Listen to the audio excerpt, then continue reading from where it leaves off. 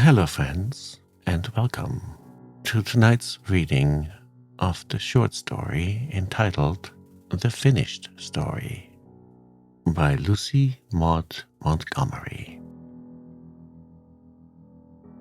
Let us settle down, unwind, and begin this story.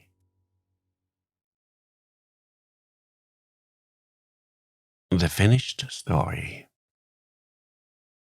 She always sat in a corner of the west veranda at the hotel, knitting something white and fluffy, or pink and fluffy, or pale blue and fluffy.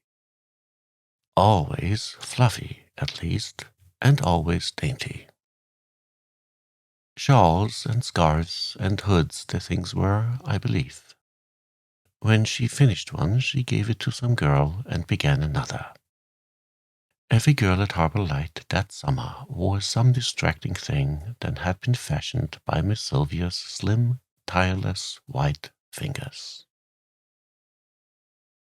She was old, with a beautiful, serene old age, which is as beautiful in its way as youth.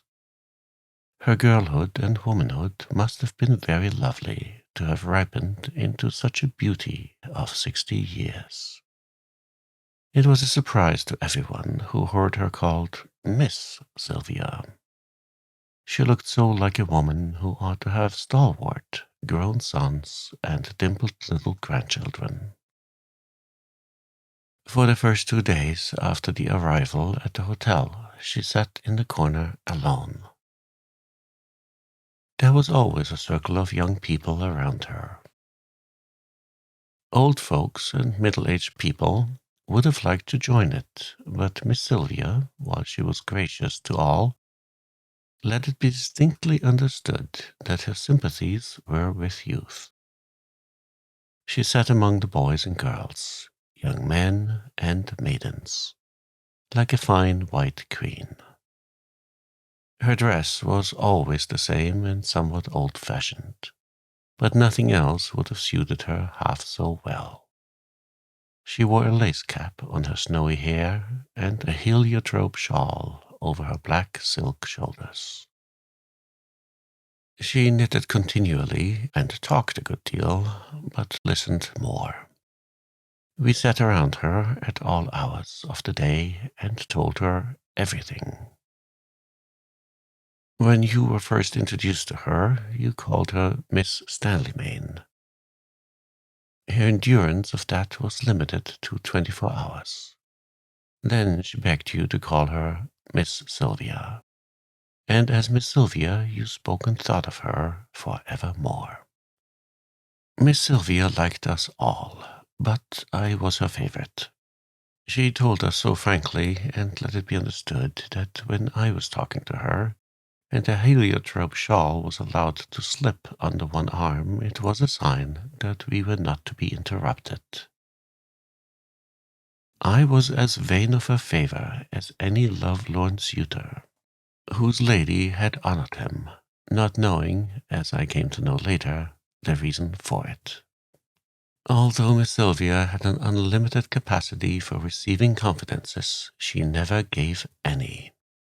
We were all sure that there must be some romance in her life, but our efforts to discover it were unsuccessful.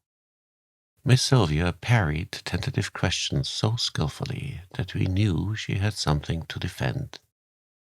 But one evening, when I had known her a month, as time is reckoned, and long years as affection and understanding are computed, she told me her story, at least what there was to tell of it.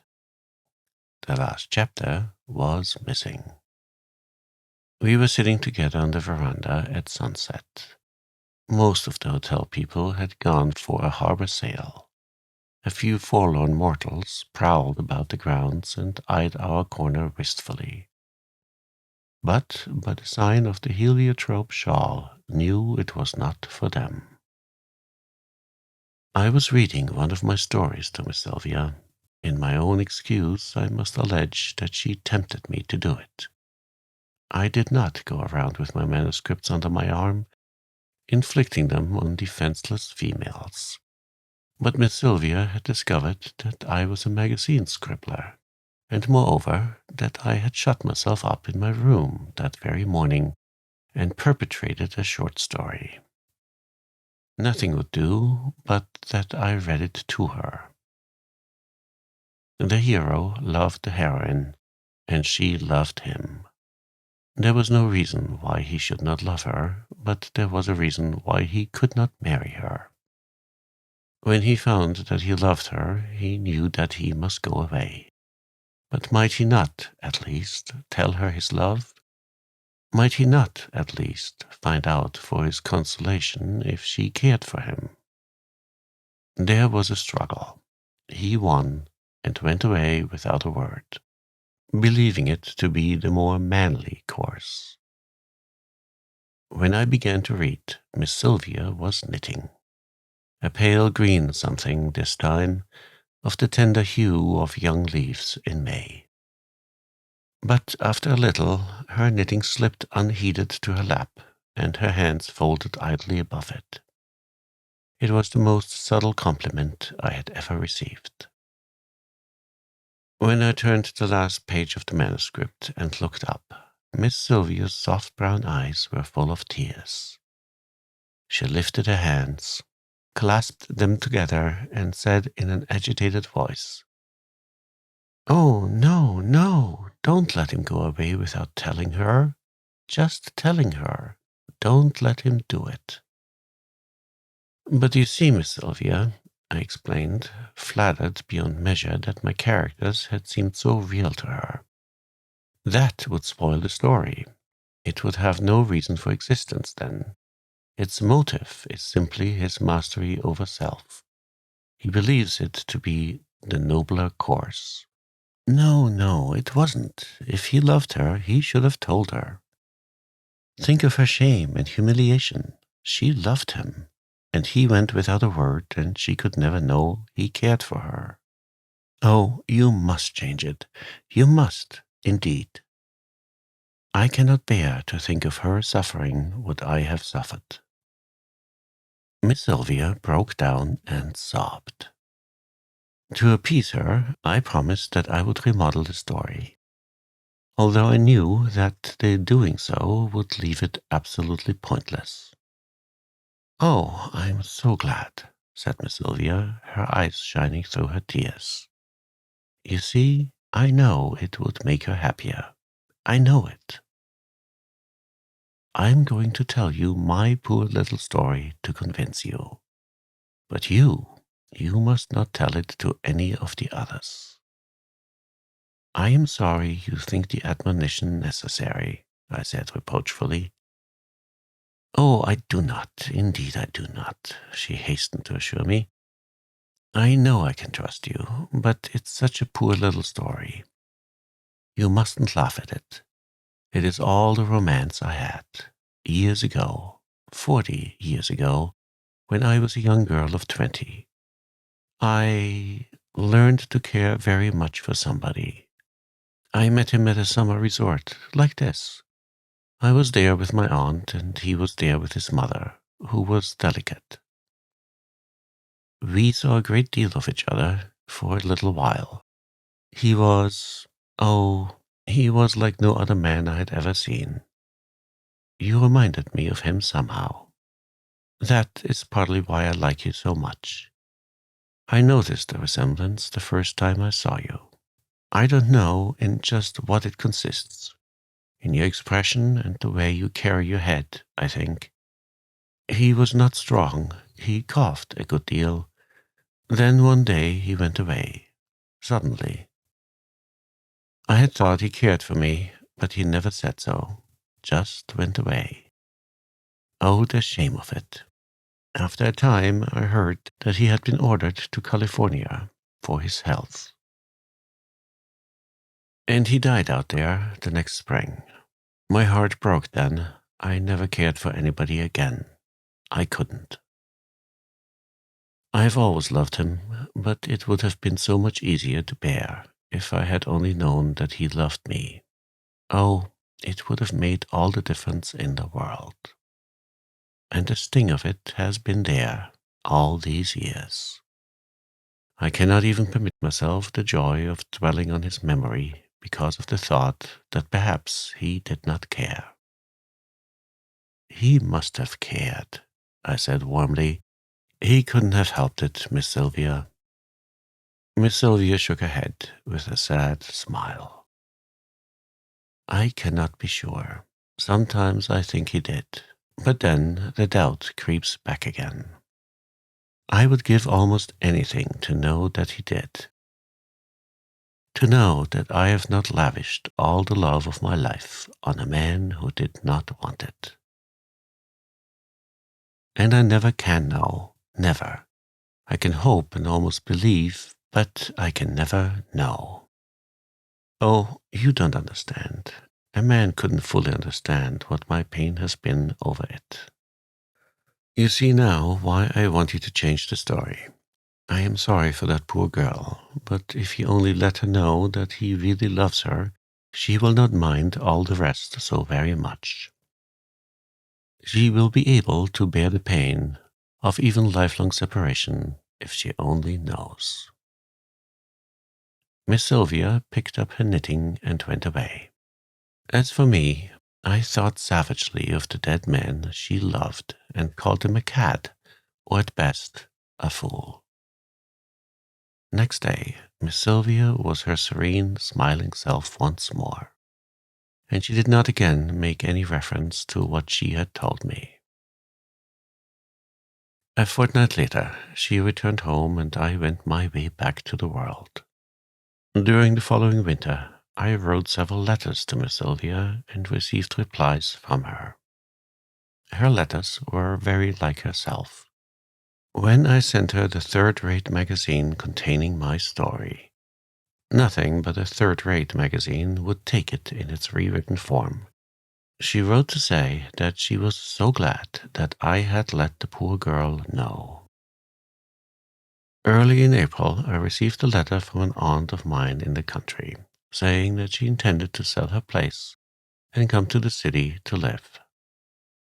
She asked me to go out to Sweetwater for a few weeks and assist her in the business of settling up the estate and disposing of such things as she did not wish to take with her.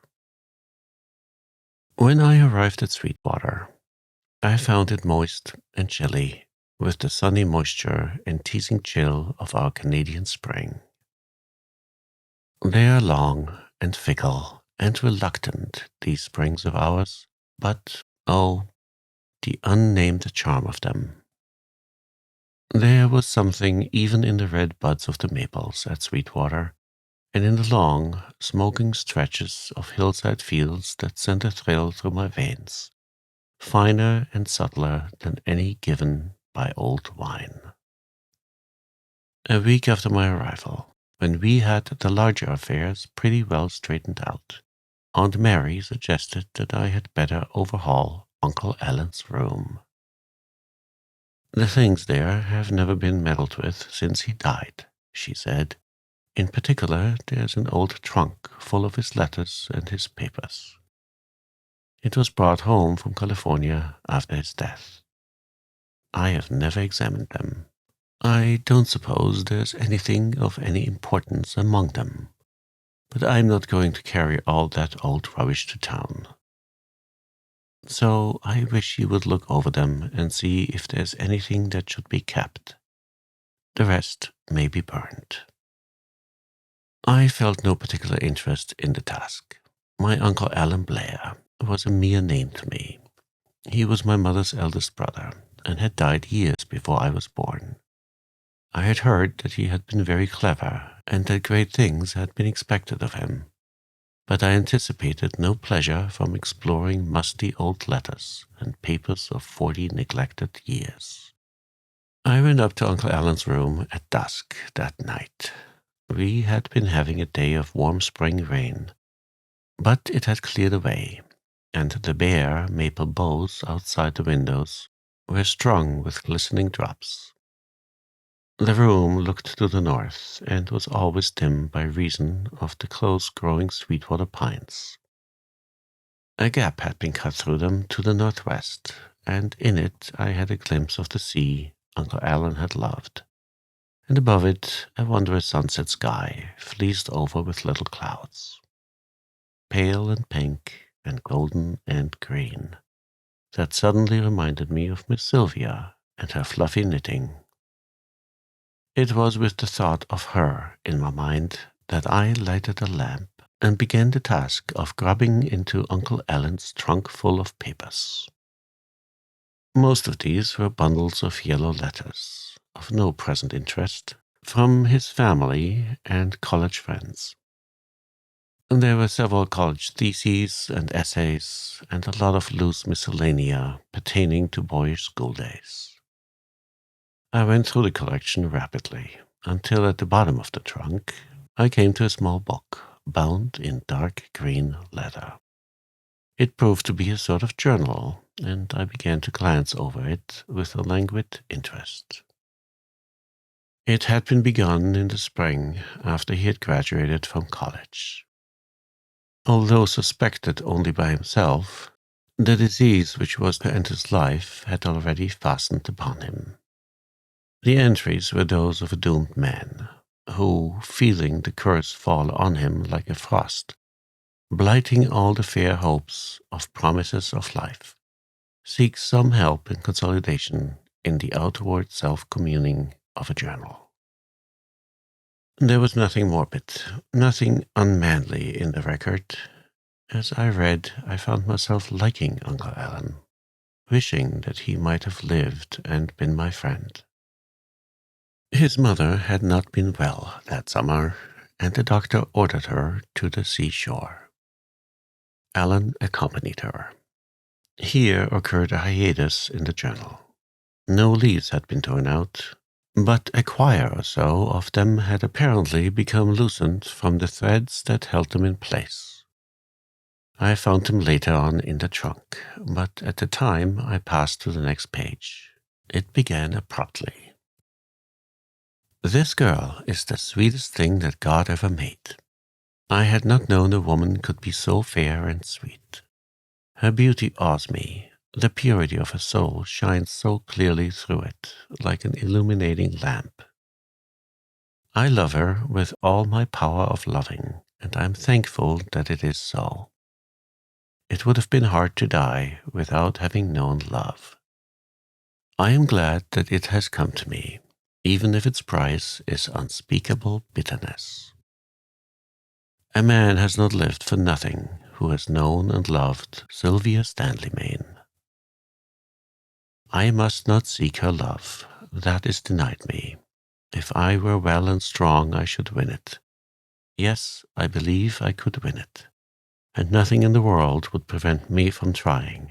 But, as things are, it would be the part of a coward to try. I cannot resist the delight of being with her, of talking to her, of watching her wonderful face. She is in my thoughts day and night. She dwells in my dreams. Oh, Sylvia, I love you, my sweet. A week later, there was another entry. July 17th. I am afraid. Today I met Sylvia's eyes. In them was a look which at first stirred my heart to its deeps with tumultuous delight, and then I remembered. I must spare her that suffering, at whatever cost to myself. I must not let myself dwell on the dangerous sweetness of the thought that her heart is turning to me. What would be the crowning joy to another man could be only added sorrow to me. Then, July 18th. This morning I took the train to the city. I was determined to know the worst once for all. The time had come when I must. My doctor at home had put me off with vague hopes and perhapses, so I went to a noted physician in the city. I told him I wanted the whole truth. I made him tell it. Stripped of all the softening verbiage, it is this. I have perhaps 8 months or a year to live, no more. I had expected it, although not quite so soon. Yet the certainty was none the less bitter. But this is no time for self-pity. It is of Sylvia I must think now. I shall go away at once, before the sweet fancy which is possibly budding in her virgin heart shall have bloomed into a flower that might poison some of her fair years. July 19th. It is over. I said goodbye to her today before others, for I dared not trust myself to see her alone. She looked hurt and startled, as if someone had struck her. But she will soon forget, even if I have not been mistaken in the reading of her eyes. As for me, the bitterness of death is already over in that parting. All that now remains is to play the man to the end. From further entries in the journal, I learned that Alan Blair had returned to Sweetwater and later on had been ordered to California. The entries during the sojourn there were few and far between. In all of them he spoke of Sylvia. Finally, after a long silence, he had written, "I think the end is not far off now. I am not sorry, for my suffering has been great of late. Last night I was easier. I slept and dreamt that I saw Sylvia. Once or twice I thought that I would arrange to have this book sent to her after my death. But I have decided that it would be unwise. It would only pain her, so I shall destroy it when I feel the time has come. It is sunset in this wonderful summer land. At home in Sweetwater it is only early spring as yet, with snow lingering along the edges of the woods. The sunset there will be creamy yellow and pale red now. If I could but see them once more, and Sylvia." There was a little blot where the pen had fallen. Evidently the end had been nearer than Alan Blair had thought. At least there were no more entries, and the little green book had not been destroyed. I was glad that it had not been, and I felt glad that it was thus put in my power to write the last chapter of Miss Sylvia's story for her. As soon as I could leave Sweetwater, I went to the city, 300 miles away, where Miss Sylvia lived. I found her in her library, in her black silk dress and heliotrope shawl, knitting up green wool, for all the world as if she had just been transplanted from the veranda corner of Harbor Light. "My dear boy," she said. "Do you know why I have come?" I asked. "I am vain enough to think it was because you wanted to see me," she smiled. "I did want to see you, but I would have waited until summer if it had not been that I wished to bring you the missing chapter of your story, dear lady." I don't understand," said Miss Sylvia, starting slightly. "I had an uncle, Alan Blair, who died 40 years ago in California," I said quietly. "Recently I have had occasion to examine some of his papers. I found a journal among them, and I have brought it to you because I think that you have the best right to it." I dropped the parcel in her lap. She was silent, with surprise and bewilderment. "And now," I added, "I am going away. You won't want to see me or anyone for a while after you have read this book. But I will come up to see you tomorrow." When I went the next day, Miss Sylvia herself met me at the door. She caught my hand and drew me into the hall. Her eyes were softly radiant. "Oh, you have made me so happy," she said tremulously. "Oh, you can never know how happy. Nothing hurts now. Nothing ever can hurt, because I know he did care." She laid her face down on my shoulder, as a girl might have nestled to her lover, and I bent and kissed her for Uncle Alan.